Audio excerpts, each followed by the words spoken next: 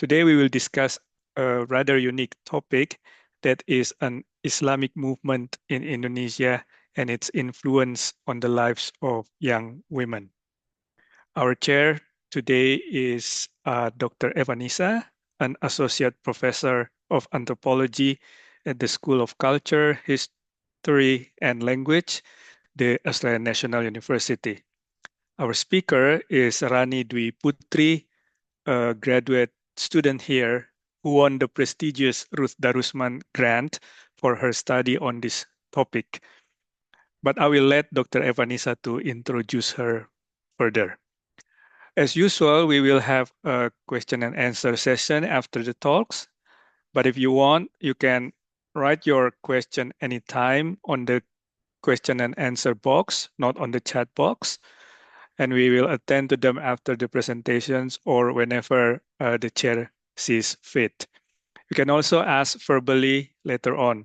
Finally, please also kindly respond to the little polling on your screen because we need it to improve our series. Thank you. So without further ado, over to Dr. Evanisa. Hello, hi everyone. Welcome. Thank you so much, Dr. Arianto Patundru, for the wonderful introduction. So again, good afternoon, selamat siang, assalamualaikum, and welcome to the ANU Indonesia Project Global Seminar. Before we start, I would also like to acknowledge that I'm hosting this seminar from Canberra on the traditional lands of the Ngunnawal and Ngambri people. I pay my respects to the elders past and present. My name is Ivanisa, as Pak Acho mentioned. It is my pleasure to be your chair for today's seminar. So for today's session, we will have a 45-minute presentation followed by a 45-minute Q&A discussion. And it is my great privilege to introduce our speaker today. She's not only a brilliant researcher, but also one of the students that I have the honor of supervising. Her diligence and also commitment to her research are commendable.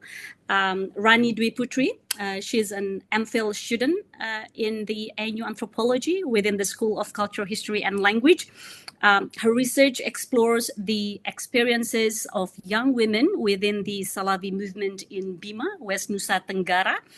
And I'm also delighted to share that just last week on 19th February, Rani submitted her MPhil thesis. Hey, a significant milestone in her academic journey. But this is just the beginning. Rani has a great plan to continue her research at the PhD level too. And I have no doubt that her future contribution to the field will be just as impressive as the work she has done so far. Rani's dedication to her work has also been recognized through two prestigious awards, the Ruth Darusman Graduate Study Grant and also the Allison's Drajat Prize, which have supported her research journey. And throughout her MPhil, the Indonesia project has provided invaluable support for her work. And we are delighted to have her share her research with us today. So without further ado, I will now hand the floor over to you, Rani. Thank you so much for the introductions.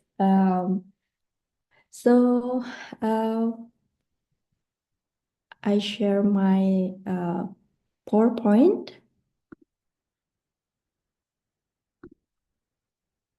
Okay.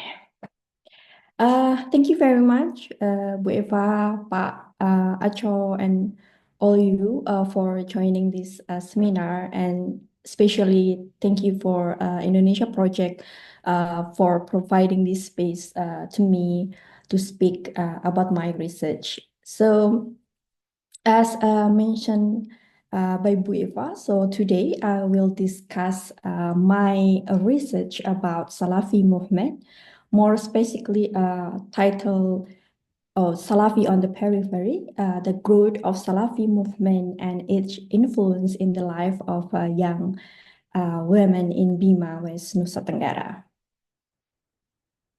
So my research focus on Bima. Can you see in this map?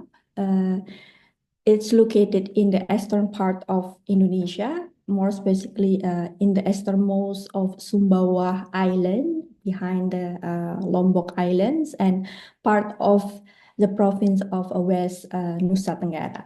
So this is my outline for today's presentation. It's divided into several parts. First, I will talk about broad context of Salafi movement in Indonesia, then continue with the gap of my research methodology. And I also discuss how Islam in Bima that is related to how Salafi could gain ground in the region. And the last, I will focus on the experience of young female follower, in particular, how Salafism or their experience within the Salafi community shape their aspiration about a future career.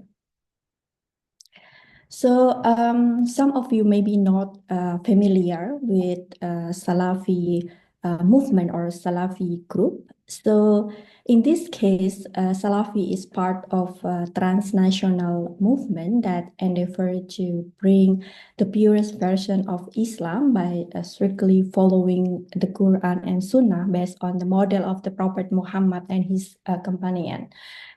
They emphasize on the idea of Tawhid or the oneness of God as the basis of the religious creed or Aqidah, and imitating the Salaf al-Salih, the first three Muslim generation regarded as exemplary for the authentic way of life for a future Muslim. However, Salafi or Salafism itself remain incredibly varied, representing heterogeneous movement within the umbrella of a Salafi-oriented doctrine. In the common category, they are divided into three. First, the purest Salafi, which abstain from any political action by focusing on purification agenda to education and da'wah. And the second, the political or activists, which apply Salafi belief to the political arena. And the last, Salafi jihadism, which some terrorist-related groups such as Al-Qaeda are associated with. But of course, this category do not capture 100% reality and complexity of the movement. In Indonesia, for example, the majority is a purist Salafi, and within the purist itself, there are some different fractions as well. I will discuss later, particularly in the context of Bima. In Indonesia, Salafi movement began to develop significantly in the 1918s through the significant role of Dewan Dakwah Islam Indonesia or DDII as the primary channel of Saudi Arabian funding, and the establishment of Libya or Lembaga Ilmu Pengetahuan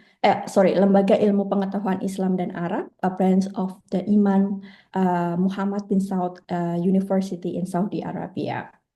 So with this funding, the movement has created a vast social network to building Islamic school, publishing houses, and media channel, as well as organizing intense tarbiyah across university campuses. And because of its conspicuous presence within Indonesian religious public expression, the movement has become subject to extensive scholarly inquiry. As you can see in this, PowerPoint, in this here, there are some of studies about Salafi movement in Indonesia, with focusing various various issues such as the political mobilizations, about education, about identity, about the culture, about agency that conducted Bu Eva, my supervisor, my lovely supervisor, and about online and so on. Although all these study have provide thorough account on the development and activism of Salafi in Indonesia, there is still an analytical gap.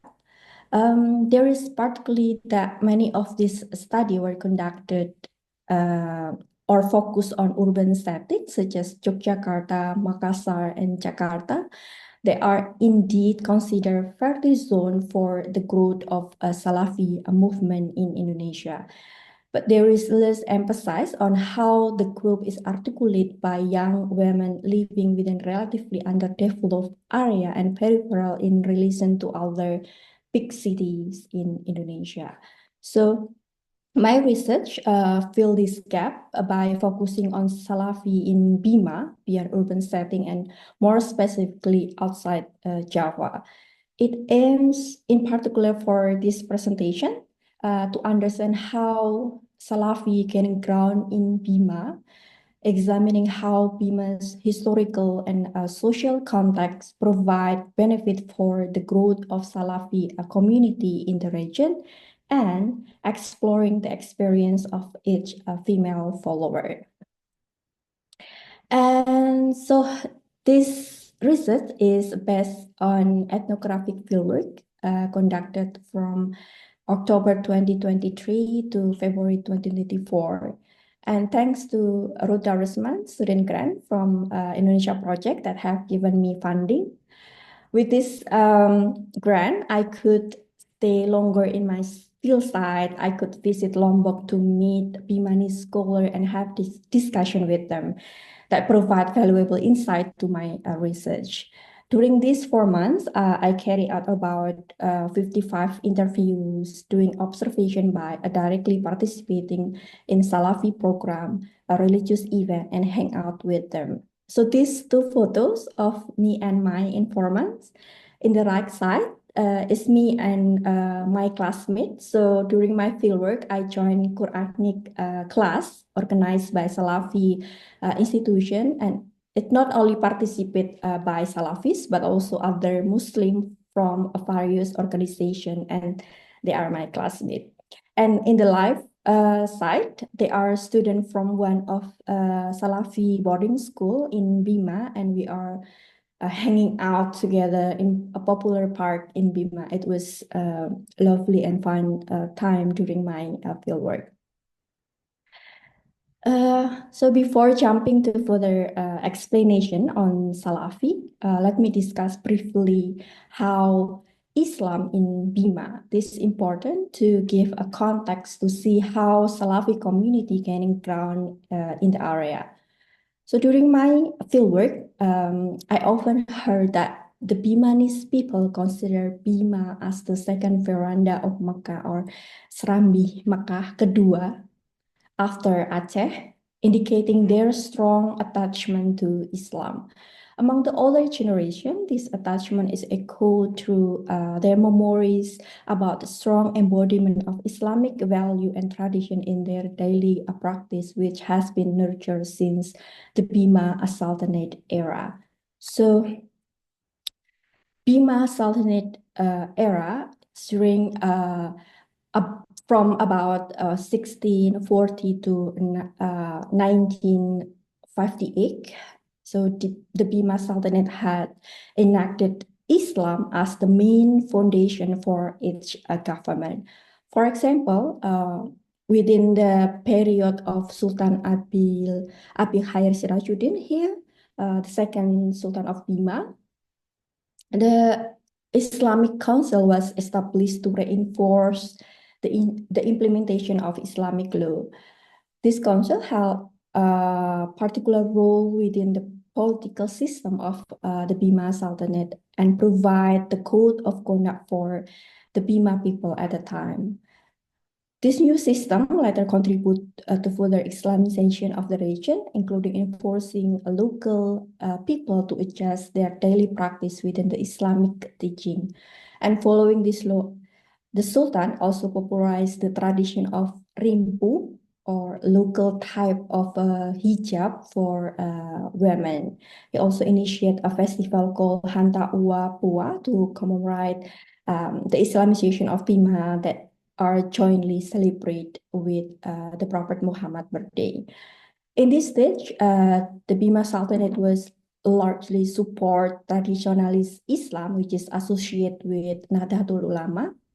And in the last period of Sultan Bima Sultanate, here Sultan Muhammad Salahuddin, the last Sultan of Bima, Muhammadiyah was established with gaining political support from the Raja Bicara, or in modern system called a prime minister. In this sense, both organization and Muhammadiyah are close to the Bima Sultanate, I guess, until now.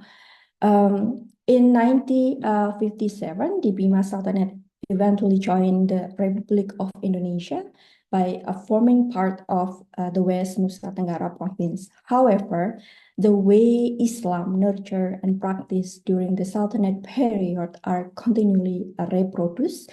It provides legacy for Bima people to proudly show their Islamic identity.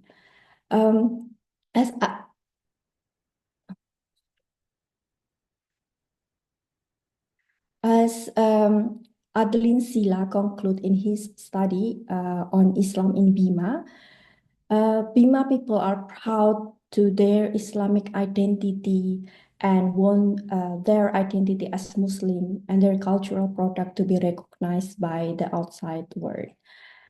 During my fieldwork, I often heard from my interlocutors that Bima people, even if they are drinker, gambler, even drug addict, they would get angry if Islam is insulted. This strong feeling to Islam led them to welcome various interpretation of Islam as well.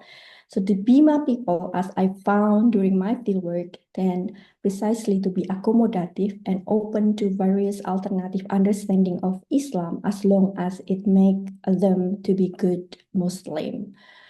The accommodative nature of the Bima people also allow the flourishing of other various groups, especially the presence of transnational Islamic movement, which have reduced the central influence of Muhammadiyah and NU. Some have fundamentalist Islamic view by focusing on pietistic development at a personal and social level, while others hold militant Islamist thought that consider violence as the only way to achieve their goal to establish Islamic State. The Salafi community with whom I work is seen to stand in the former category, which is focused on development of a piety, particularly through education. For the latter category, which is use violence, there is Jama'ah Ansarud Daulah, or JAD, an Indonesian ISIS, the Islamic State of Iraq and Syria network founded by Aman Abdurrahman in 2015, and the JAD Bima branch center on the neighborhood area of Penatoi, urban village in Bima city, and one of the most hardcore terrorist area in Indonesia. And until my fieldwork was conducted, Bima still become a priority work for Indonesians and anti-terrorism agency following the large-scale involvement of a JAD Bima member to terrorist act in Indonesia. For example, they're associated with terrorist activity in Poso, Central Sulawesi. That's why Bima, along with Poso and Solo, is considered by the security force as one of the red zone of terrorism in Indonesia. There are also other Islamic groups that have similar goal of promoting the implementation of Islamic law, but reject all violent forms, such as PKS, or Partai Keadilan Sejahtera, a group inspired by the Egyptian Muslim Brotherhood, and Hizbut Tahrir Indonesia, or HTI. Although all those movements are considered as newcomer and have smaller number of followers compared to NU and Muhammadiyah, their presence is increasingly visible, except, of course, HTI, which still operate in secret. And they have had a great impact on changing religious landscape in Bima. In this picture, for example, you can see here, this was taken during the Aksi Damai for Palestine, in the front of Grand Mosque in Bima. And this moment, I could feel that Bima is home for the growth of various Islamic organizations. So there are many organizations participate in this moment, but not Salafi with whom I work, because for them it's not appropriate to join this kind of activities.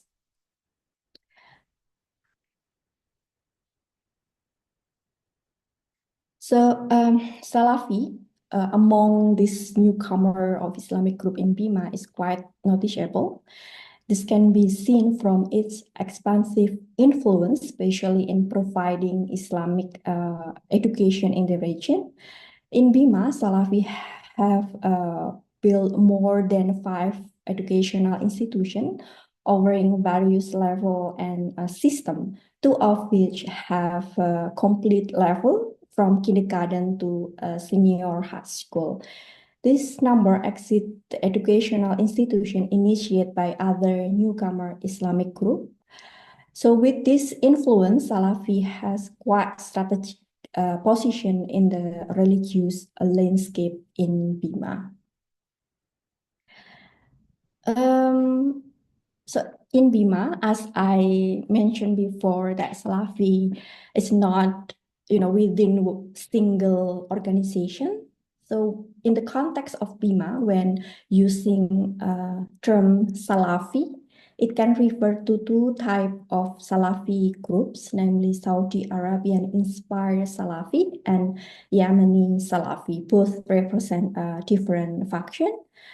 But this research, my research, focused on Saudi Arabian-inspired Salafi who follow the counsel of senior scholars of Saudi Arabia, such as Abdul Aziz Abdullah bin Baz, Muhammad Nazir al-Din al-Bani, and so on. Why I focus on Saudi Arabian-inspired Salafi? Because, due to the access and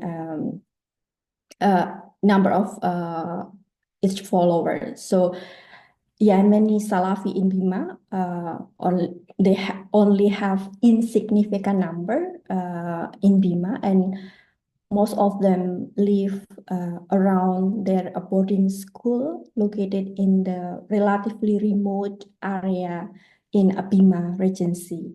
And Salafi Yemeni usually has a more conservative view, particularly regarding the use of technology for da'wah and their attitude to other group and government. That's why it's quite difficult to have a conversation with them in the context of Bima.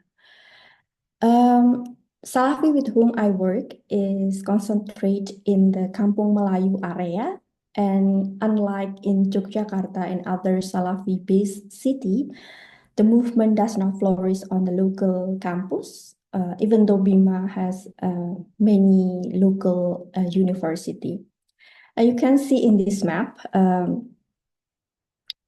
this Kampung Melayu, beside many each follower living there, they also have 2 mosques, Uswatun Hasanah here, and Baitul Maqdis, and they also have a Pondok Pesantren or boarding school, male area and female area here.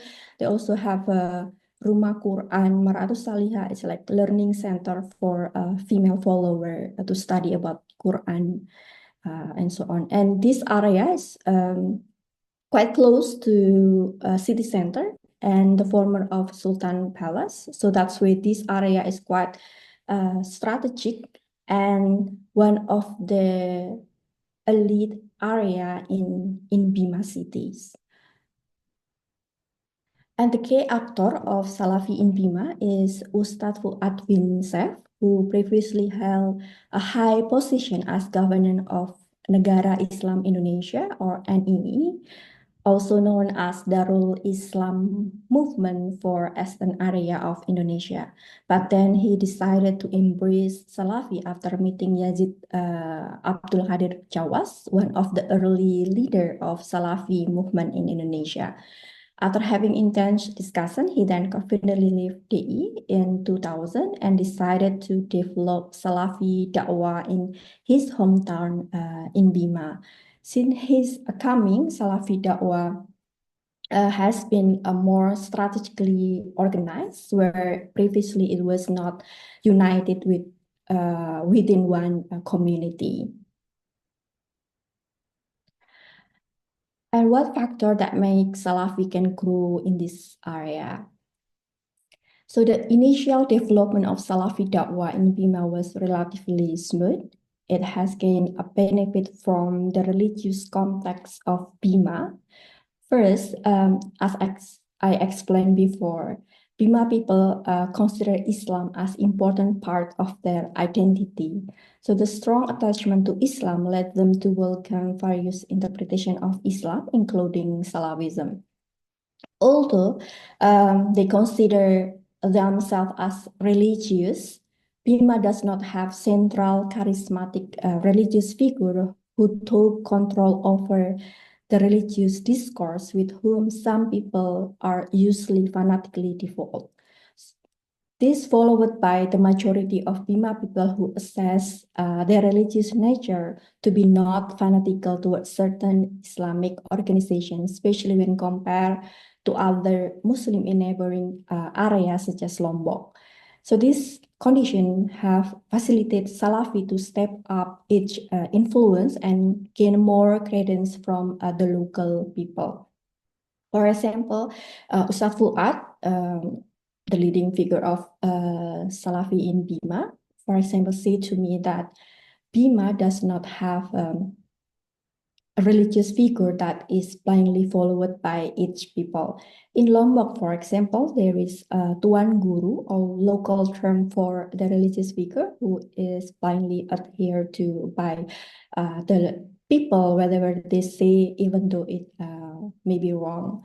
In Bima, doing da'wah is easier than in other places because people are not fanatical and follow a certain figure blindly. Other factor, many malls in Bima are not affiliated with any particular organizations. This different from some of, or maybe many of area in Indonesia where usually malls is associated with particular organizations such as Muhammadiyah and also this NU malls, this is Muhammadian malls, but it's not the case in Bima context. So these unaffiliated malls provide a free space for them to organize sermon with Salafi-minded topics, so they can spread Salafi ideology, Salafi teaching to wider people in Bima. Another factor is Rimpu traditions. As I mentioned before, it's local type of hijab. It's using local sarung with Bimanis batik patterns, and there are two types of rimpu, namely rimpu cholo and rimpu pida. So rimpu cholo is ordinary, like ordinary hijab, not covering the face, but rimpu pida is like chadar, so covering all part of the body, including the face, so only show their eyes. So even though the practice of wearing face veil in Indonesia has been common, but in Bima context, they have its own cultural root. So that's why Salafi teaching, especially regarding women dress, to be more welcomed by local people. So the last factor is Bima status as a terrorist zone that has also given another significant means for the existence the Salafi community in Bima. But on the one hand, the increased circulation of terrorist stigmatization in the area to some extent impact Salafi community, especially how they also, stigmatize as a follower of terrorist group due to like similar appearance, wearing chadar, and for women's, and wearing below ankle length trouser for men's. They also, share some of same ideology. But On the other hand, Salafi also gain political benefit from the existence of terrorist group or the status of Bima as a terrorist red zone because Salafi is seen as a counter group, partly by security force. So how Salafi is seen as a counter group that used to countering terrorist groups such as JAD in Bima. My conversation, for example, with a hiring police officer show that in the agenda of anti-terrorism in Bima, Salafi preachers are often used to give an enlightened sermon to the former terrorist member. So the JAD member are indirectly encouraged to join Salafi on the ground that at least the group can still accommodate their religious ambition, but in more peaceful form. So the strategy to mensalafikan mereka or make them to be Salafis is likely used as a short-term program for countering terrorism in the place. But of course, it does not mean that Salafi itself exclude from the target of suspicion by the security force.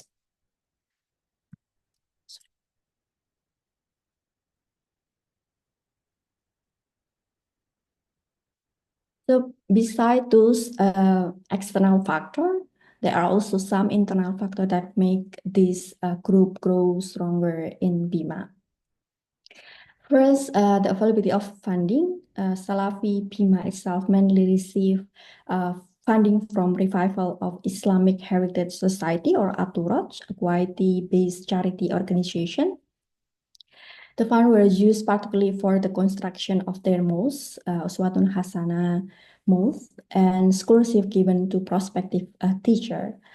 Ustadz Fuad bin Serf also taught me that another important like or likely more sustained source is from he called Agia or the rich people who have given some of their wealth for dakwah activities. The people he means are Salafi follower of Arab descendant known within Bima social structure as successful entrepreneur occupying most of a private sector in the place. So some of their follower are basically rich people. And the second is the role of newly educated Salafi who currently return from studying outside Bima, such as in Java and Saudi Arabian's university. Besides elevating credibility of Salafi education, because educational attainment become a source of honor for the local. Their new knowledge and experience during their study outside Bima has contributed to improving the quality and quantity of Salafi education in the area. As in many cases, education is perceived as the most effective strategy for Salafi da'wah, advancing their agenda to disseminate the purest interpretation of Islam. So that's why newly educated Salafi here is quite significant for further development of Salafi in Bima.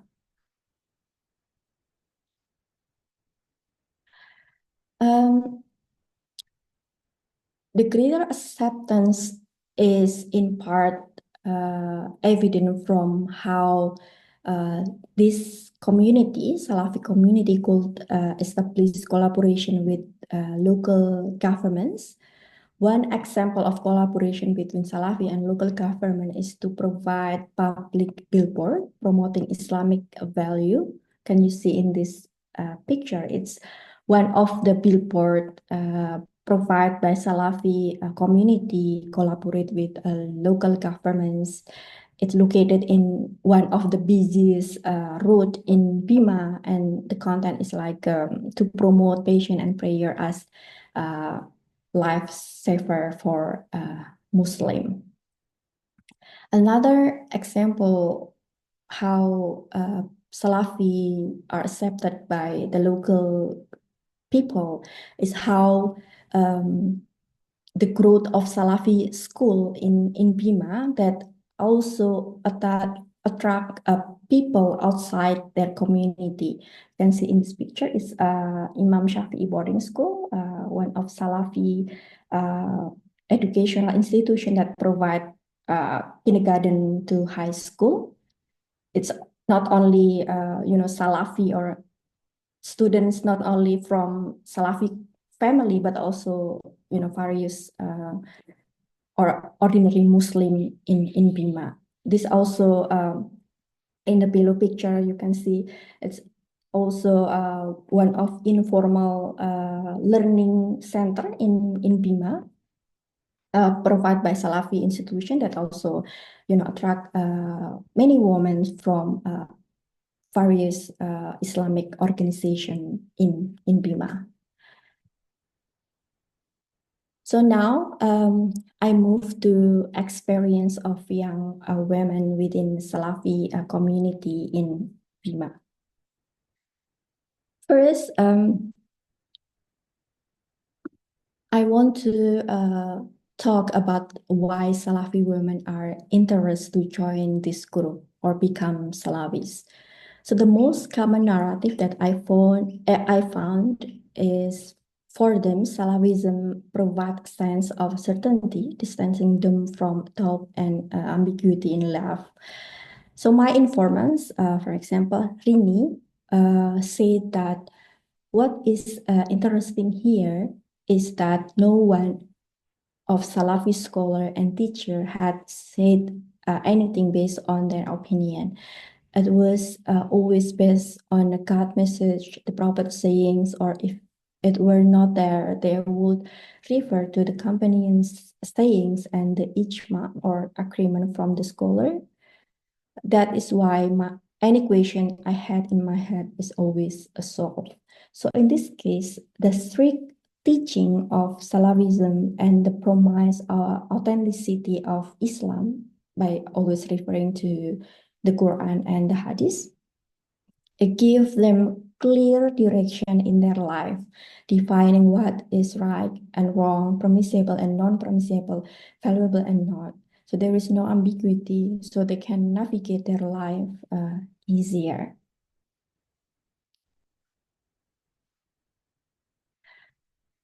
This particularly that Salafi or their participation in Salafi community impact how these young women imagine and reinterpret their future within the lens of pietistic vision and of the now and hereafter. So that Salafi teaching serve as a foundation that help them find their life goal and determine what is valuable in this world. It worked to narrow and specify the range of what they see as ideal success that is increasingly framed within the lens of a possible synergy between spiritual and material progress. This notion is, for example, illustrated to Nadia's statement here. So living in this world is tiring, and all this tiring thing will eventually incur in the hereafter. If we are tired of our job, working in a company, for example, it's only for our life in the world. But if we work in education, teaching, and sharing our religious knowledge, we obtain both benefit in this world and reward in the hereafter, inshallah. We get to benefit, but the energy release is the same. So in this case, she wants to be a teacher. Not only Nadia, I also found that many young Salafi women also want to be teacher. But why teacher? For Salafi, knowledge is a very important that guide them in this life and protect them from any religious misunderstanding. So seeking knowledge is then considered as expression of ibadah or worship to God. Therefore, they are really passionate to learn and participate in many religious practice. They always express their hunger for knowledge. So becoming teacher then facilitate this passion because for them, teaching is the best way to learning. As teacher, they would always engage in religious material, repeating what they learned before and so on. So that's why they want to be teacher. Another reason is gaining never-ending reward from God. For these young women, becoming a teacher means that her knowledge will continue to benefit others. Therefore, they will get never-ending reward from knowledge that continually benefit others. So apart from spiritual progress, regarding reward from God, reward and God and get religious knowledge, becoming teacher also allow them to be career women with consistently maintaining their commitment to Salafi ideology. For Salafi, there are several preconditions before they, particularly in the context of women, decided to have careers, just making sure that they are allowed to wear face veil, not freely mixing with them. So according to them, working in school as teacher, particularly when they only want to teach in Salafi school, so their job as teacher will feel those conditions, precondition, and many of them indeed want to teach only in a Salafi school because all the conditions, precondition allow you to wearing face veil, not missing, I mean fixing with men.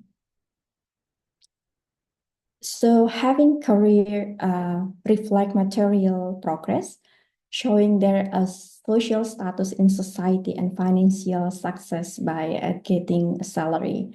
However, it's important to note that the idea of financial success or material prosperity should be placed and framed within the concept of gratitude and modest lifestyle.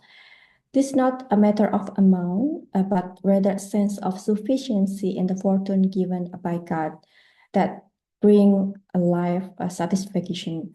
In this regard, although in fact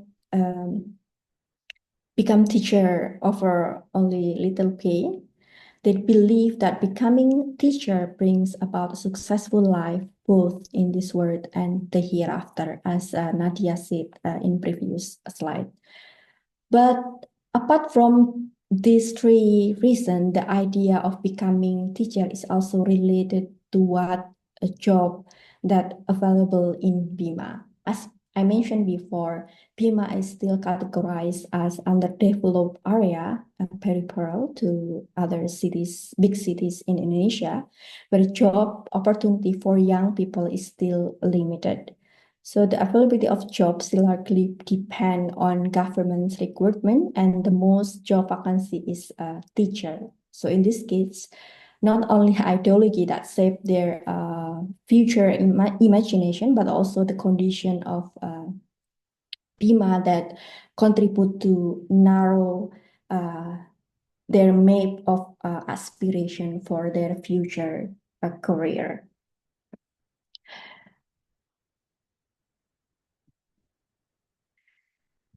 This condition then for the majority of my Salafi interlocutor were then easily convinced as the career in education, becoming teacher was their best on only option for future career, particularly related to ideology and the current condition of Bima. This, for example, is quite different from what one of my informants experienced during her participation in Salafi in Yogyakarta. So she studied in Yogyakarta, living there, and then joined in Salafi in Yogyakarta. As she observed during her experience in Yogyakarta, many of her friends have, diverse job option, even though they have ideology as a Salafis. So that's why, in this case, I mentioned that Bima condition also influence their imagination about the future career. And the fact that the majority of these young women aspire to be teacher and want to develop their own Quranic learning place, for example, also reflect a way to uphold their social role within the Salafi and Bima in general. So their aspirations reflect not only individualized material and spiritual progress, but also contain social meaning. So this social aspect is related to what piety demands for women in the contemporary era that continually negotiate. It's not only about cultivate their religious self through a daily prayer, fasting on correct dress, but also seek to make other and their social surroundings more pious by example, by teaching, and by social religious service engagement. Flora Deep, in her study among Shi'i Muslim in Lebanon, for example, called this condition as a public piety, which bring together the notion of piety and public good. So their aspiration to be teacher and want to develop their own learning space is not only how they get their own never-ending reward from God, but also how this type of job also allow them to position themselves in the community through partaking in the da'wah process. As teacher, they could teach the Quran and contribute to introduce Salafi ideology to a wider audience, thus making the people around her more pious. Many of them, for example, say to me that in their village, the local people still unfamiliar with Salafi. They tend to practice Islam incorrectly, according to them. That's why many of them want to return to their village and work for the community to teaching other people a Salafi ideology. So they can contribute to spreading Salafi ideology to many people in their surroundings. So in conclusion, so my research, my presentation today, I focus on two topics of my research. So first, I already discussed about how Salafi gaining ground in this area in Bima, and how Salafi as part of newcomer has contributed to color religious landscape in Bima, and how local people also step Salafi community as part of their people as well.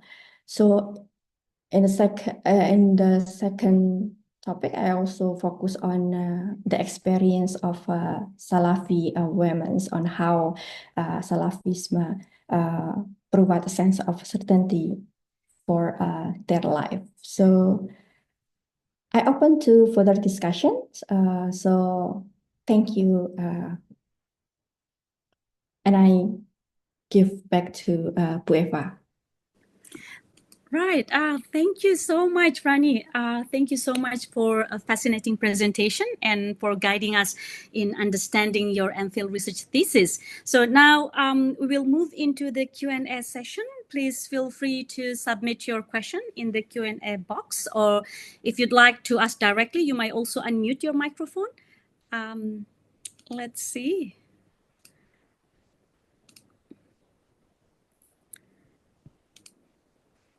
And Mbak Sarah or Mas Javier, please let me know if there are any questions from participants, or if anyone is raising their hand and I might have missed it. There are some hands Up, Right. Bu Eva, Pak Okay. Najib, Rayan, and Sesta. Oh, fantastic. Okay. Yeah. Right. So should we start from Pak Najib? Pak Najib? Yeah. Okay, thank you very much. Can you hear my voice? Yes. Okay. It's a very interesting topic about Salafis or Islamist movement in Indonesia, particularly in Bima. So I think it's new for me information about Salafi movement in other in outer island in other parts of Indonesia outside Java. You have mentioned about centers of terrorism in Indonesia, that's including places like Solo, Poso, and this city of Bima. From my knowledge, in Solo area, in what we here in Central Java call Solo Raya. Solo Raya means 7 districts or kabupaten around Solo city. Although transnational Islamist movement, including Salafism, appear to be thriving, actually their influence in wider political ideology of society at large is still minimal, judging from election result.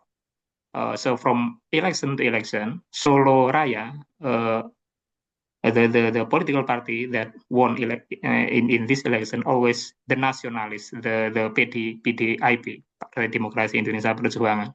That means that majority of people in Solo Raya, one of the hotspot of terrorism, is actually not very influenced by this transnational Salafi movement. How about in your location in Bima Regency? Can you judge from the last election from the political parties that won election in Bima area? So you can judge. Actually, this movement, this Salafi movement, already gain huge influence in the area. Can you provide that data? Yeah, that's enough.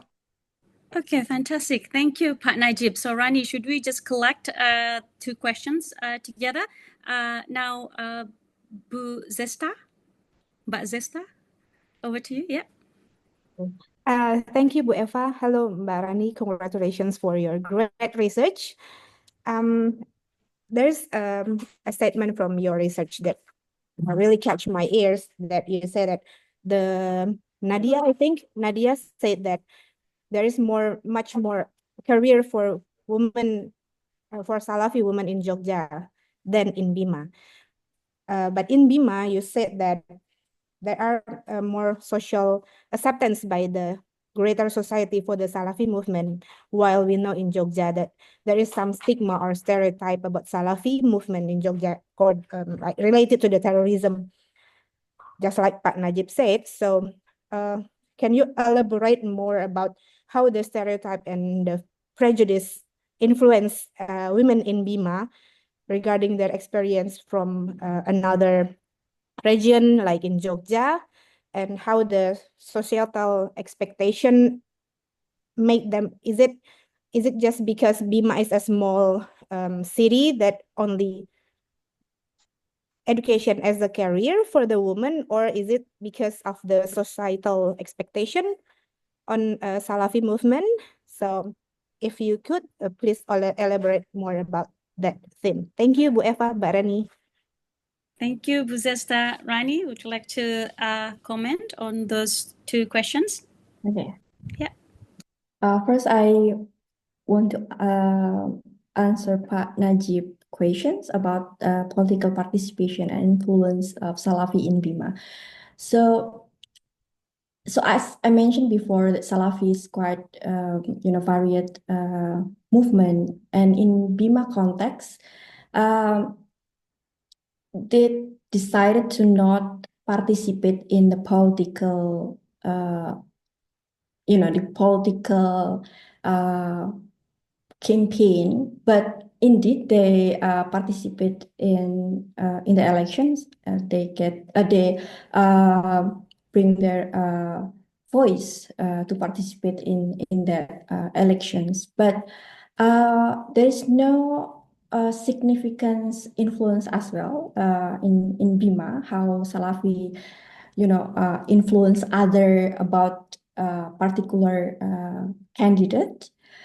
But in my as community, I mean, as community, they don't have big influence regarding the politics. But in the individual level, they also talk about that as well. And lucky me, because my fieldwork also coincident with the election period, so that's why I can hear about their aspiration, their argument about the current politic dynamic in Indonesia. And one of my conversation with one of my informants, she really focal to discuss about how Anies Baswedan is really brilliant candidate to me, and reject Prabowo and Ganjar. So those political dynamic only in the individual level, not as a community or as a group, as Salafi, because for them, they in that election moment, there is no urgency as a community to have a political stand to decide particular candidate, because for them, because Salafi in Bima is quite open to the government, so that's why they didn't want to not participate, but directly participate in the political discourse, something like that. So yeah, there is no significant influence as well. Mbak Jesta, about prejudice experience outside Bima, I think same as well.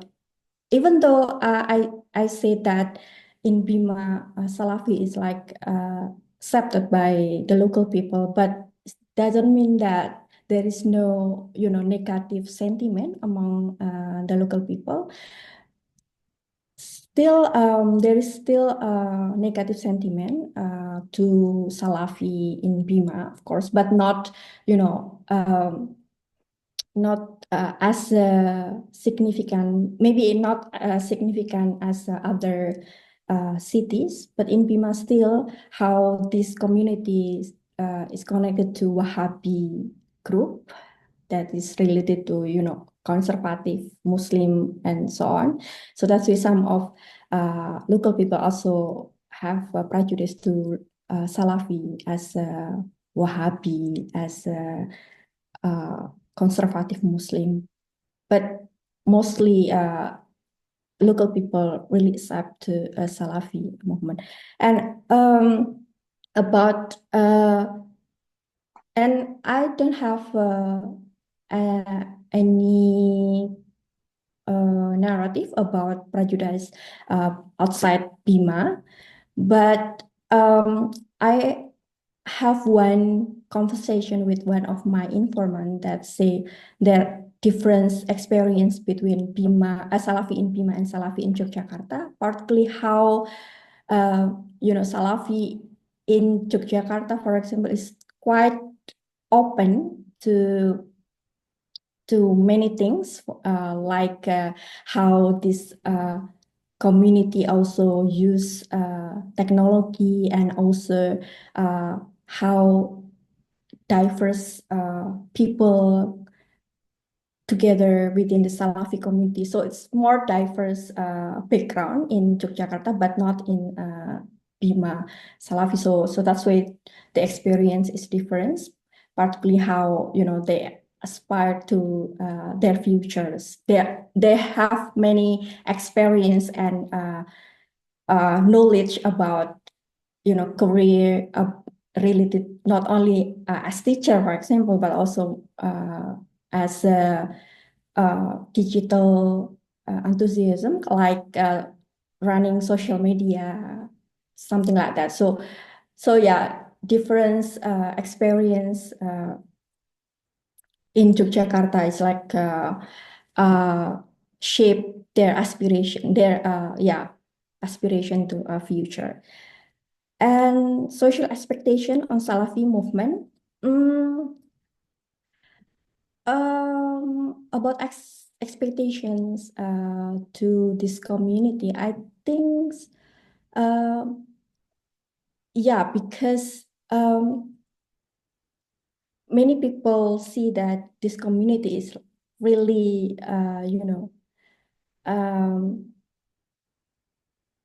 really religious and only follow the Quran and Hadith. So that's why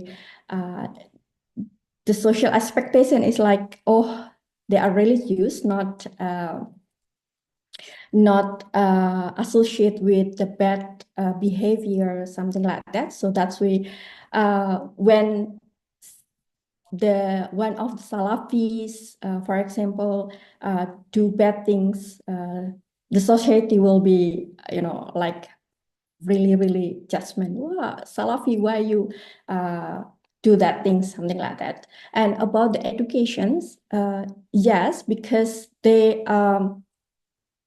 focus on education, so that's why the social expectation also on that contribution, how this community provide Islamic education to the local people. So Okay. hopefully I can answer your question. Thank you. Thanks, Rani. Now, we have Pusat Penelitian has raised their hand, but before that one, we have also two questions in the Q&A box from Nick and Buseli. So from Nick, could you see the questions, Rani, in the Q&A box from Nick? So it's good you mentioned about education before. So next question is also on the dimension influence of the way in which these women approach education, and Buseli on the background of these women. So, and then while you are reading that one, so Pusat Penelitian, would you like to unmute yourself?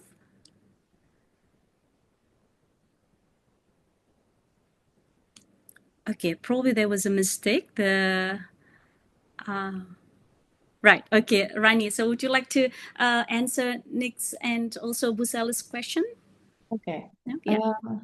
I try to answer Nick questions about gender dimension influence the way in which these Salafi women approach education. Yes, the gender dimension, I'm not sure gender dimension oh, sorry, okay. Gender dimensions, I think it's more like strategy or approach by female teacher to provide Islamic education in Bima. So based on my observations, female teachers like focus on, providing children's educations because they have more, caring, it's more caring, more sensitive to children. So that's why many of women's Salafi teach in the elementary levels, but for men, they usually teach in the high level, such as junior to senior high school. So that's maybe the significant gender dimensions. And the another gender dimensions, maybe, female, because female teacher actually still rare in Bima context, because high education still dominantly by men Salafi, so that's why female teacher is still not common in Bima. So that's where well, there is a female teacher, they're really special, and they can approach other women easily, because the next question you have, indeed they apply strict segregation between men and female. So that's why in this case the role of female teacher is really important to to approach other female as well, because male teacher have limitation to approach directly. They only give public what you call, like public education or ceramah, something like that. But for female teacher, they can approach through individual to individual other Salafi. So that's kind of a gender dimension that I found during my fieldwork. So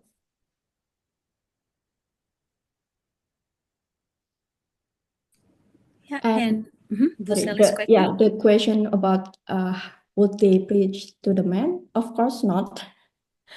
Of course not. Yeah, of course not. Because I don't know, they see that female doesn't appropriate to teach other women's, I mean other men Salafi. So during my field, I didn't find female teach men, except in school context, but in public religious religious studies, I didn't find any case for female become teacher for men.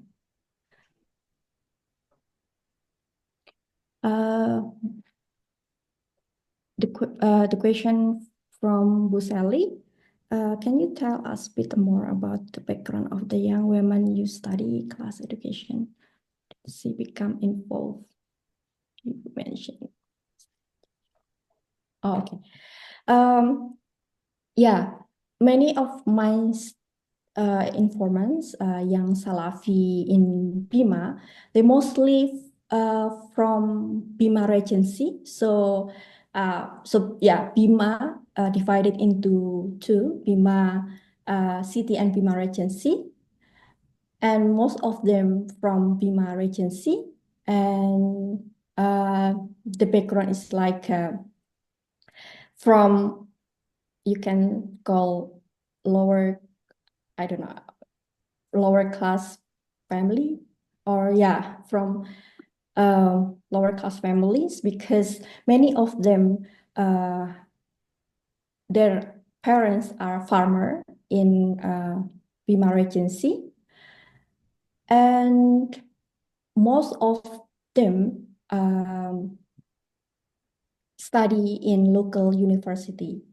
So only few of my informants have experience study outside Bima, because as I found, not only in Salafi community, but also in local youth as well, how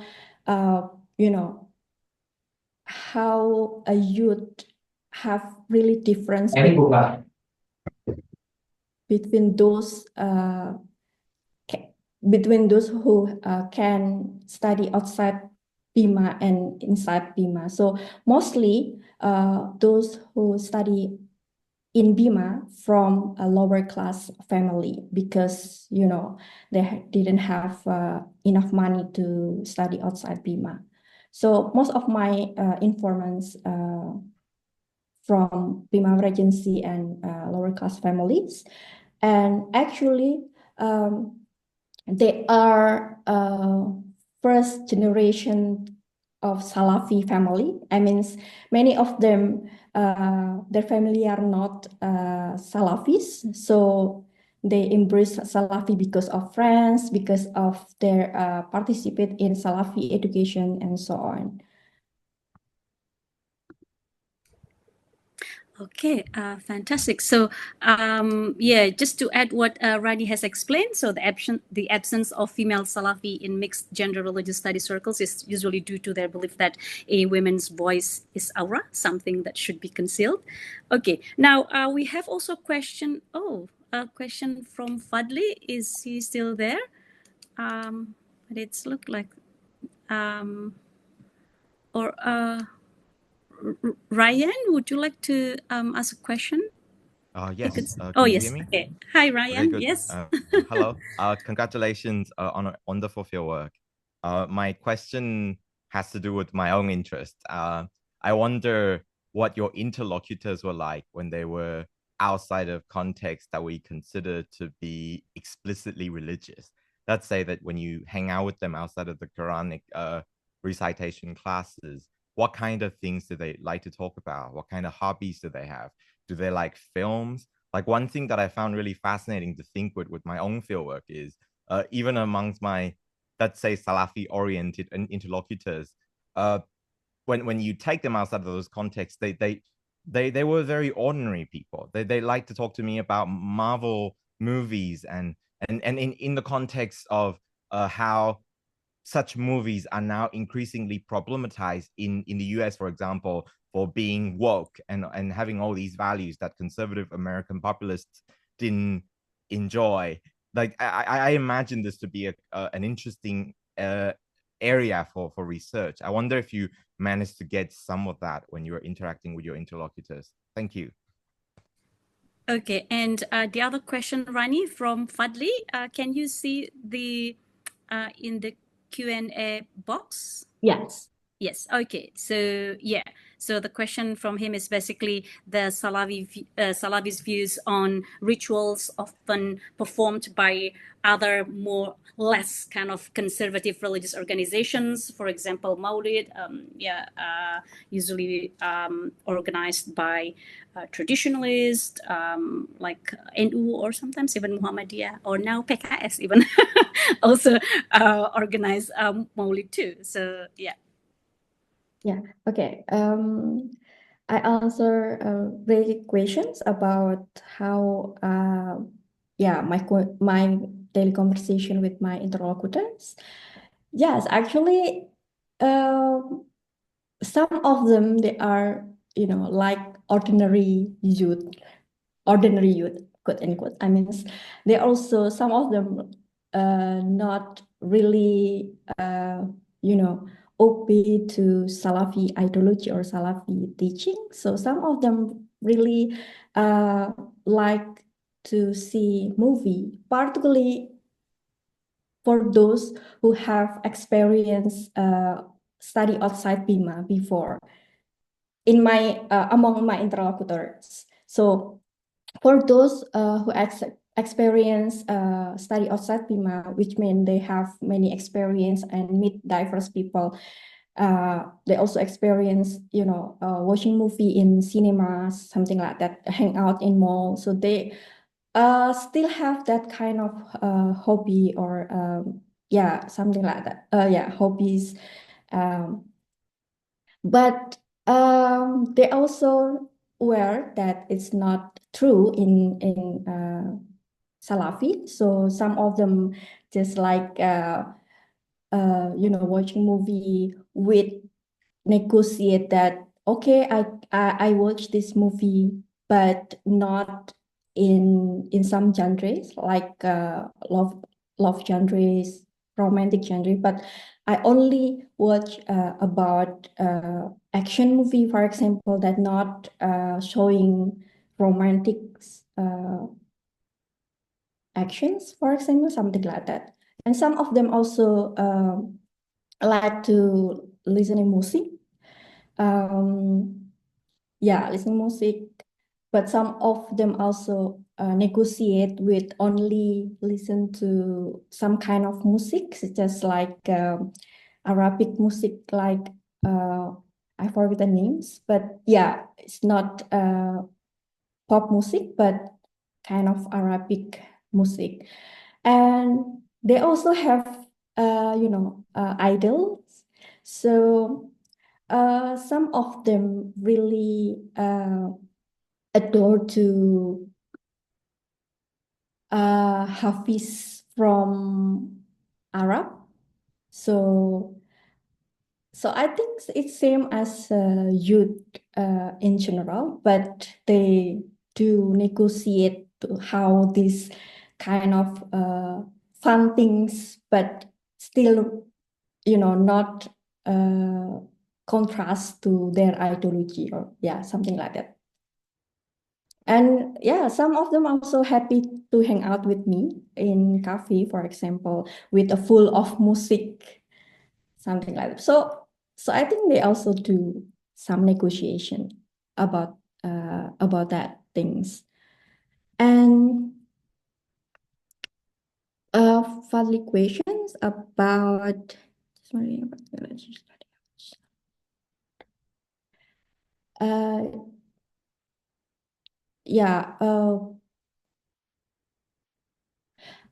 about Salafi ideology, condemn rituals such as property.